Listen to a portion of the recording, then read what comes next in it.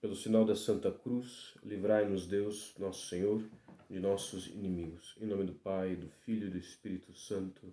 Amém. Leitura do Evangelho de nosso Senhor Jesus Cristo, segundo Mateus. Tendo, pois, nascido Jesus em Belém de Judá, no tempo do rei Herodes, eis que uns magos chegaram do Oriente a Jerusalém, dizendo: Onde está o rei dos judeus que acaba de nascer? Porque nós vimos a sua estrela no Oriente e viemos adorá-lo. Ao ouvir isso, o rei Herodes turbou-se e toda Jerusalém com ele. E convocando todos os príncipes dos sacerdotes e os escribas do povo, perguntou-lhes onde havia de nascer o Messias. E eles disseram: Em Belém de Judá, porque assim foi escrito pelo profeta. E tu, Belém, terra de Judá, de modo algum és a menor entre as principais cidades de Judá, porque de ti sairá um chefe que apacentará Israel, meu povo. Então Herodes, tendo chamado secretamente os magos, inquiriu deles cuidadosamente acerca do tempo em que lhes tinha aparecido a estrela, e, enviando-os a Belém, disse: Ide e informai-vos bem acerca do menino. E quando o encontrardes, comunicai-me, a fim de que também eu vá adorá-lo. Eles, tendo ouvido as palavras do rei, partiram. Eis que a estrela que tinham visto no oriente ia adiante deles, até que, chegando sobre o lugar onde estava o menino, parou. Vendo a estrela, ficaram possuídos de grandíssima alegria. E entrando na casa, viram o menino com Maria, sua mãe, e prostrando-se o adoraram. E abrindo os seus tesouros, ofereceram-lhe presentes: ouro, incenso e mirra. E, avisados por Deus em sonhos para não tornarem a Herodes, voltaram por outro caminho para a sua terra. Palavra da salvação. Em nome do Pai, do Filho e do Espírito Santo. Amém. Queridos irmãos, queridas irmãs, hoje a Igreja celebra a solenidade da Epifania do Senhor. Também celebra-se em alguns lugares, especialmente aqui na América Latina, a chamada Festa dos Reis. Em muitos países, inclusive, é hoje que as crianças recebem os presentes. Elas não aguardam os presentes do Papai Noel, mas sim aguardam os presentes que os Reis Magos trazem quando passam. Eles vêm visitar Jesus e dão uma passadinha na casa e deixam presentes para as crianças bem comportadas. Mas os Reis Magos em si não estão no centro da solenidade que hoje nós celebramos. Não estão. Qual é o centro dessa solenidade? O que quer dizer Epifania? Epifania quer dizer a manifestação, a revelação de algo, ao menos neste contexto. E o que é que se manifesta aqui? O que é que se revela? Se manifesta a salvação dos homens. Se manifesta Jesus Cristo, nosso Rei, nosso Senhor, nosso Salvador, que se encarnou. Se manifesta a vinda do Messias anunciado. Se manifesta o cumprimento daquela antiga promessa de Deus, de que enviaria a descendência da mulher para esmagar a cabeça da serpente. A antiga promessa de Deus ao povo eleito, de que enviaria o Messias para salvá-los, para libertá-los, para retirá-los do jugo da escravidão. E manifesta-se não só a vinda do Messias, não só o cumprimento de uma promessa feita por Deus ao seu povo, mas manifesta-se que esta promessa é cumprida não somente para o povo eleito, mas para toda a humanidade. Que esta promessa da salvação não será delimitada apenas aos judeus, mas que estará aberta também aos pagãos, também aos gentios, também a todo tipo de gente que Cristo nasceu, o menino Deus nasceu por nós, para nós, por todos nós. É isso que se revela, é isso que se manifesta. E quando nós vemos, então, os reis magos vindo visitar Jesus, quando na noite de Natal nós lemos o Evangelho e que vinham os pastorinhos visitar Jesus, né? E quando nos presépios nós vemos as imagens dos animais ao redor de Cristo, tudo isso é literal, tudo isso aconteceu de fato, mas tudo isso também tem uma carga simbólica, né? Ou seja, tudo isso aponta para realidades mais profundas. E qual é essa realidade mais profunda? Que Cristo nasceu para todos. Inclusive, que Cristo, que foi desprezado pelos judeus em seu nascimento, pois não havia lugar para eles na estalagem, é reconhecido e é adorado pelo povo rude, é reconhecido e é adorado pelos pagãos, como os reis magos, que vêm prestar-lhe culto, que eles, de um povo distante, reconhecem que ali nasceu o Rei do Universo, que ali nasceu o Messias prometido aos judeus. E é sobre isso, então, que deve ser a nossa meditação, né? Sobre esta revelação de Cristo para nós, sobre a universalidade da salvação, da possibilidade da salvação, sim, mas especialmente, né, da revelação de Cristo para nós. Porque veja, você vai ler os comentários dos santos padres sobre este evangelho que nós lemos, e São João Crisóstomo destaca uma coisa muito interessante. Não só ele, Santo Agostinho também destaca isso. Que é o quê? Que é como os reis magos souberam que aquele menino, nascido entre os animais, enrolado em trapos, nos braços de uma virgem paupérrima, como eles souberam que aquele menino era o rei.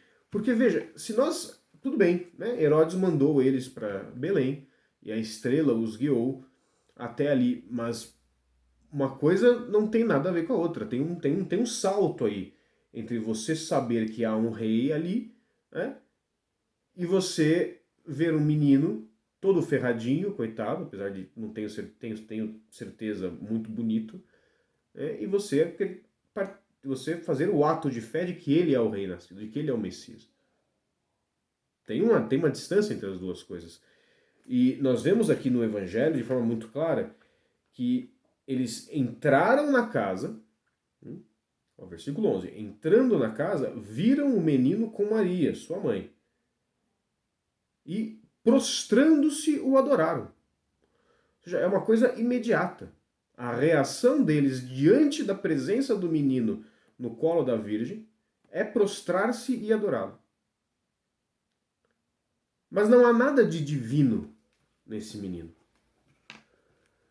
Não há nada de majestoso na figura de Cristo. E é aí que está a grande chave do que eu queria conversar hoje com vocês. Porque veja, Herodes procura o menino Jesus. E Herodes procura o menino Jesus com muito mais recursos humanos. Ele tem os escribas, os publicanos, que são os escribas, os fariseus, os sacerdotes. Ele tem todo esse pessoal que são pesquisadores, que são estudiosos. Ele tem funcionários, ele tem um monte de gente a seu comando. E ele não encontra Jesus. Mas os 3 reis magos, que não têm nada além de uma esperança e de uma promessa e da fé que os move, eles o encontram. Por quê? Bom, por muitos motivos, mas em grande parte porque Herodes buscava o rei dos judeus com a perspectiva que os judeus tinham do Messias. Ou seja, ele esperava um rei majestoso. Herodes, tendo consultado os judeus, esperava um rei poderoso, esperava um rei de status, esperava um Messias político, que é o que no fim os judeus esperavam, que viria para libertá-los, né, da tirania romana, que viria para conduzir o povo judeu às glórias do mundo, né, que lhes daria poder, que lhes daria, enfim, uma série de coisas. E procurando um Jesus assim, procurando um Messias assim, Herodes não o encontra. Ao passo que os reis magos, né, eles não tinham grandes expectativas, né? Eles veem um sinal no céu de que o rei dos judeus vai nascer, de que o Salvador vai nascer, e eles não estão esperando algo específico, né? Eles não estão esperando com ideias humanas quem deve ser o Messias. Não. Eles querem o Messias, quem quer que ele seja. Eles querem o rei, quem quer que ele seja. Não lhes interessa quem será o Messias, contanto que seja ele, contanto que seja o Deus encarnado, contanto que seja aquele que veio para nos salvar. Então, perceba que Herodes procurou com todas as suas forças humanas a Jesus e não o encontrou porque ele não procurava Jesus. Ele procurava a satisfação das suas expectativas. Ele procurava um Messias que correspondesse ao que ele desejava. Ao que ele temia, sim, mas o que ele desejava. A figura que ele esperava. Enquanto os reis magos só procuravam o Messias. Herodes buscou a Jesus para si. Os reis magos procuraram a Jesus por ele mesmo. Cristo por Cristo e em Cristo. Procuraram a Cristo somente por Cristo. E por isso que eles o encontraram. Agora, nós podemos fazer um paralelo disso com a nossa vida. Porque vejam, eu converso com muitas pessoas, né? Aconselho muitas pessoas com relação ao nosso Senhor Jesus Cristo, com relação às coisas da fé. E uma coisa que aparece muito é a forma como as pessoas negam a cruz. A cruz, quando você está rezando sobre a cruz, e meditando sobre a cruz, e lendo os santos falarem sobre a cruz ela é apaixonante.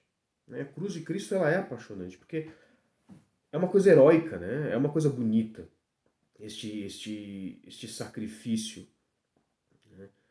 Essa vitória total que surge de uma derrota absoluta. Esse sacrifício desinteressado por amor, essa autoimolação. Se você tem ali ao menos um sedimento de valor cristão, de valores cristãos, a cruz é bonita, a cruz é apaixonante, os santos falam dela com tanto amor, e isso te move, isso te mexe o seu coração. Mas na hora que nós encontramos a cruz na prática, no dia a dia, todo esse amor pela cruz desaparece. Por quê? Porque ler sobre a cruz é diferente de carregá-la. Ler sobre Cristo é diferente de conhecê-lo.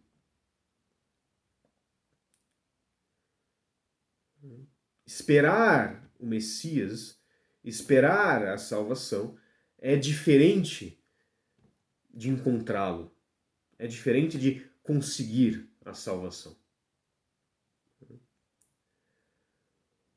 Porque veja, a figura de Cristo nessa vida, para os parâmetros humanos, é a figura da absoluta derrota. É a figura da absoluta derrota. Cristo se faz homem, começa daí, é um Deus que aparentemente se diminui, se aniquila e assume uma natureza inferior à sua. E se submete a uma série de humilhações, né? A ter que aprender a andar, aprender a escrever, aprender a ler. Se submete a regrinhas humanas. E ele faz tudo isso por amor de um povo que o rejeita, que não só o rejeita, mas o condena à morte. E não só a morte, mas a pior morte possível, a mais humilhante, a mais terrível. E não só faz isso, mas faz isso sabendo que ele é inocente e tendo tido a possibilidade de libertá-lo. E não só isso, mas tudo isso acontece depois de 30 anos vivendo uma vida de pobreza extrema, de mortificações constantes. Pensa, se às vezes pra gente é chato conviver com pessoas que não têm os mesmos valores que nós, imagina, imagina como era para Jesus viver entre os judeus. Então, a figura de Cristo, humanamente falando, é uma figura da derrota absoluta.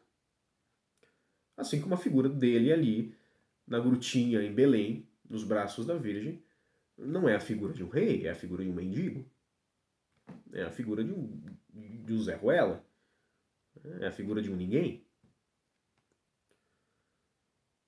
É a figura de uma criança que talvez até morra em breve, de frio,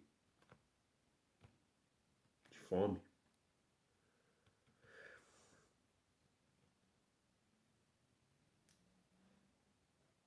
Então, quando nós encontramos na nossa vida essas realidades, quando nós percebemos que a cruz e o caminho em direção à cruz, eles não são só bonitos e só apaixonantes, mas eles doem e eles pesam, nós nos esquecemos de todas as coisas bonitas. Nós nos esquecemos de todos os discursos apaixonados dos santos. Né? Porque nós não queremos sofrer. Né?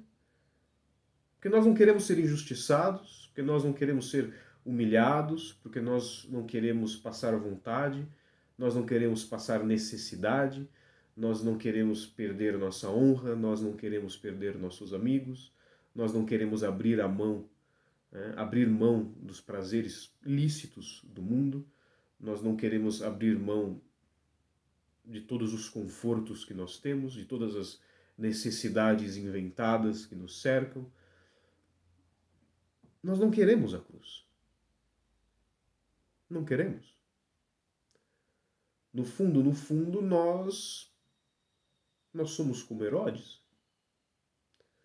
Não porque nós queremos matar Jesus, nós não queremos matar Jesus.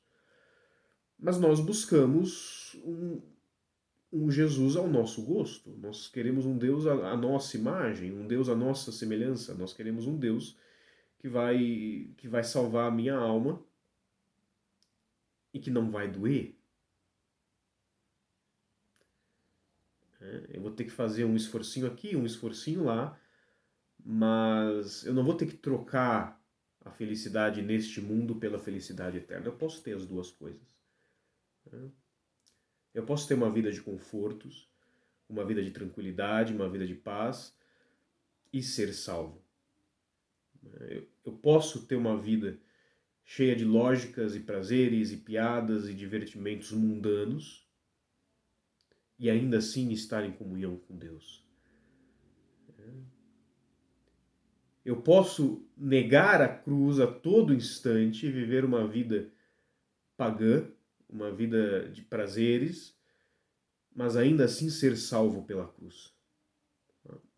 É isso que nós queremos. No fundo, é isso que nós pensamos. No fundo, é isso que nós desejamos.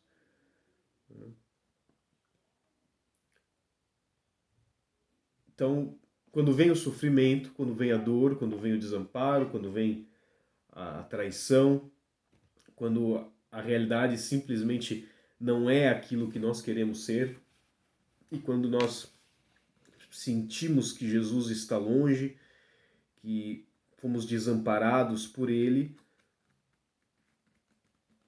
nós achamos que realmente fomos desamparados por Ele. Nós achamos que nós estamos realmente longe da salvação. Quando é o contrário. Pensem, a festa, a solenidade da manifestação do Messias, do Deus vivo encarnado, que era o Messias para os judeus, tá? Nos narra o quê? Um Messias esperado como um herói temporal, um herói do mundo, um herói poderoso, que nasce e é encontrado como um menino pobre numa gruta, rejeitado pelo povo que veio salvar, e tendo sido rejeitado pelo povo que veio salvar, é encontrado por quem? Por 3 magos, 3 pagãos, que vêm de terras longínquas, encontram-no e lhe dão de presente o quê? Incenso, ouro e mirra. Ouro, porque Cristo é rei. E Cristo abre mão voluntariamente do seu governo sobre as realidades do mundo. Cristo poderia ser rico. Cristo poderia ser um sábio famoso e honrado por todos. Poderia. Mas ele abre mão disto voluntariamente. Ele escolhe a pobreza, ele escolhe a ignomínia, ele escolhe uma vida de derrota aos olhos do mundo. Tanto que ele recebe, a Sagrada Família recebe muito ouro dos Reis Magos e tem uma vida de absoluta pobreza. Por quê? Porque eles abrem mão daquilo. Assim nos diz a tradição. Incenso, porque Cristo é sacerdote. Porque Ele é o único verdadeiro sacerdote. Ele é aquele que faz a ponte entre os homens e Deus.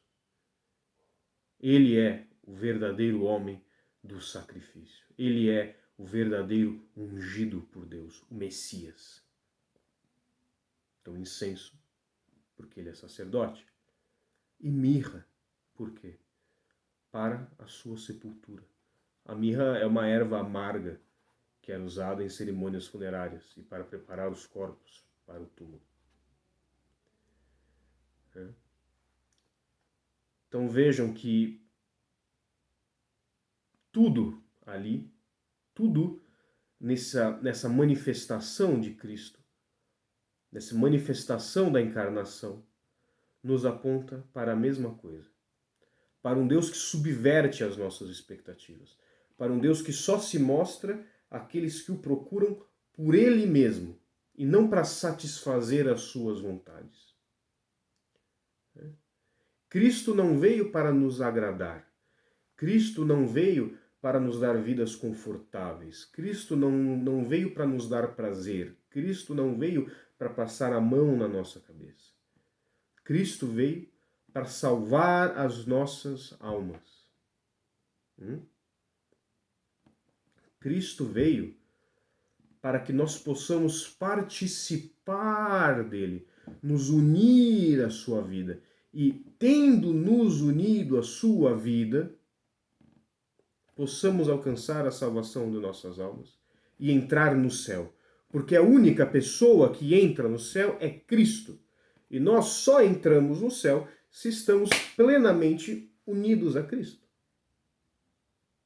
A única pessoa que entra no céu é Cristo. Nós só entramos na medida em que estamos junto dele.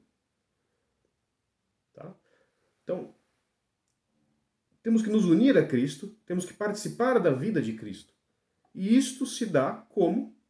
Imitando-o. Então, assim como Cristo, temos que ter vidas que recusam a lógica do mundo, que recusam os prazeres mundanos, que recusam a entrega desenfreada à lógica do mundo. Vidas que estejam nas mãos de Deus, dispostas a se despojar de absolutamente tudo, dispostas a abraçar a dor, a abraçar o sacrifício. Não como um coitadinho, porque eu sofro tanto, a minha vida é tão difícil. Não assim, mas com amor, com sincero desapego de si mesmo.